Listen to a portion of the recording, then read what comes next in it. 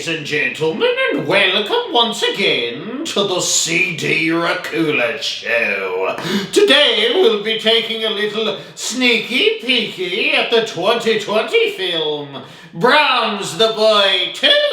I'm sure some of you out there in YouTube land are saying, but CD, why are you starting with the sequel film, Brahms the Boy 2, instead of doing the first movie, The Boy? Well, the answer to that is quite simple, my little human blood smoothies. Because I want to! I'm an immortal vampire and do what I want. In all honesty, though, I did like the first film, aptly named The Boy, but I really did prefer this sequel film, Brahms the Boy 2, contrary to popular opinion, of course. I just felt like this film had more supernatural elements in it, and that made it more fun and made the doll a little more evil.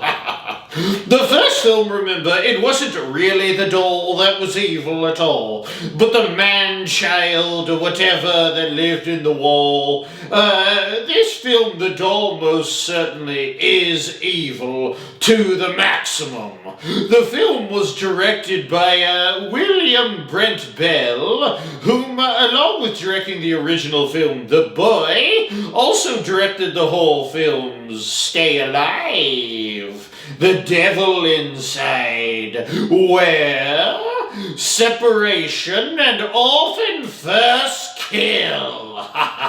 All good films. I really like the movie Where. Need to review that at some point. Let me make a little note to self here. Review William Brent Bell's film Where. And also make sure to feed the giant Venus flytrap in the garage, because I think it may have ate the neighbor's dog that inadvertently wandered in, you know. I did think the beginning of this film was pretty sweet when the boy finds the doll in the woods around their new house, and they proceed to painstakingly go through the process of bringing the doll back to life, so to speak. It reminded me a little of the intro in Child's Play 2, if you remember that film, when they are refurbishing a burnt-up Chucky doll. It's kind of satisfying, you have to admit,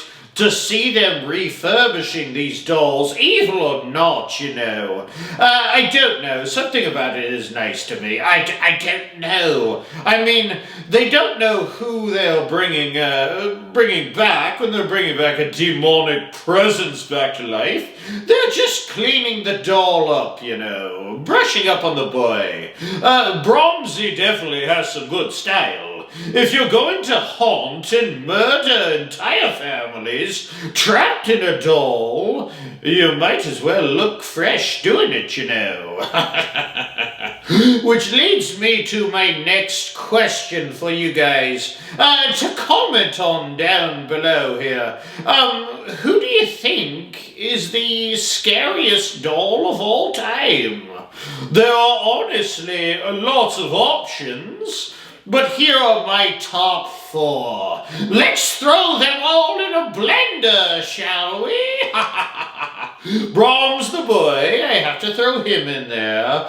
Then we have Chucky, he's probably the most well-known. Then we have Annabelle from the Conjuring franchise. And then rounding it out, we have R.L. Stein's very own Slappy the Dummy. Those are my 4. Comment below on who is your all-time favorite little whore dolly. It doesn't have to be those 4, by the way. Make sure you finish this episode to see old CD's personal favorite. Anywho, so this film did not get as great of reviews or receptions as the original film. No surprise there to me. In fact, most people liked the first one more. I think it was the ending that was surprising in the original film. No doubt about that. But at the end of the day, the baddie was human in the first film. And maybe this is an unpopular opinion, but I just frankly don't find humans to be that scary.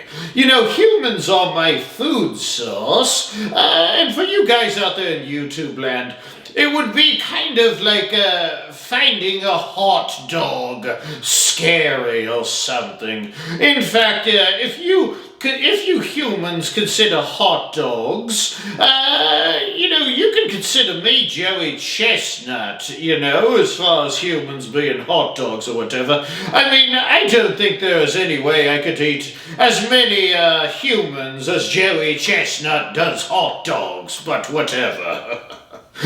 Katie Holmes was the big star in this film. A good actress, and I don't have beef with her, but I'm not going to sit here and call her a scream queen or anything, you know. Oh, by the way, I liked it when the doll got his face torn off to reveal his demonic inner face. Lending you to believe that the doll was in fact possessed by some naughty little spirit, and spoiler alert coming up, seems to have possessed their son.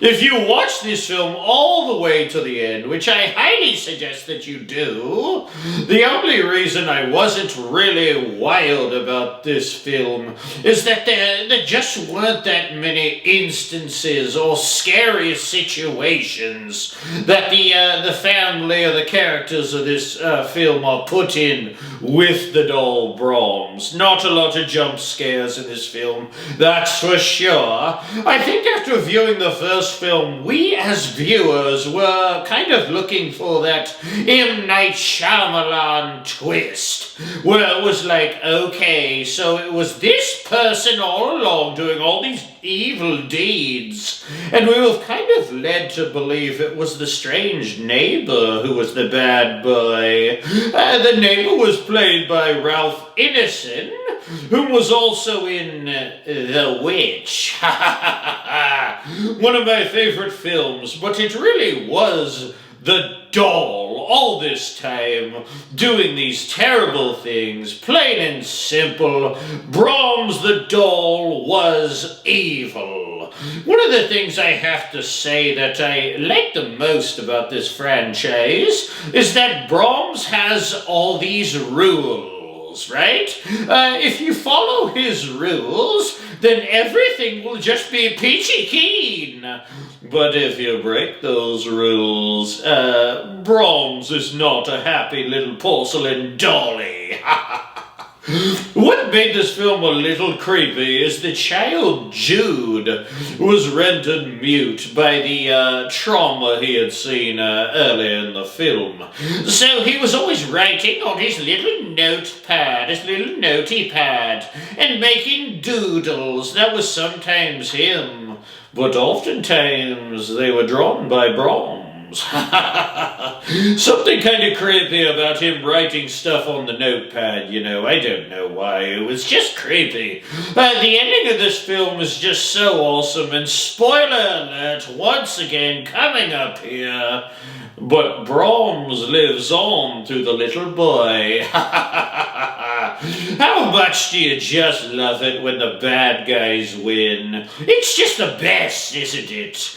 All in all, I'm not going to give this film killer marks on the old scarometer, but it will get decent marks because I like this franchise, and heck, dolls are scary. So here it is, just decent, just average, nothing more, but certainly nothing less. I would like to take this time to thank you once again for joining me here on the CD Racoola Show, and if you could follow my rules and hit the subscribe button, and maybe tell a friend or two about the CD Racoola Show. I would be indebted to you for all of time. And I do live a very long time, if you know what I'm saying. I didn't forget either. I promised to tell you guys who my favorite whore doll of all time was. Well, you know, I'm such a basic little vampy, and I can never say no to an icon. So yeah, you guessed it. It's Chucky! Not a big fan of his latest television show, though, but I did a review of it, so feel free to check it out if you have the time. You are 1,000,000,000% going to want to join me next episode as I review the cult classic Dog Soldiers. Oh, that's gonna have me howling in fear.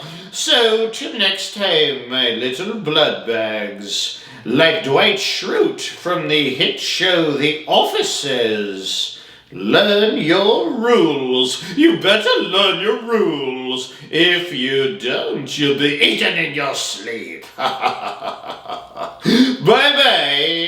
Bye-bye now.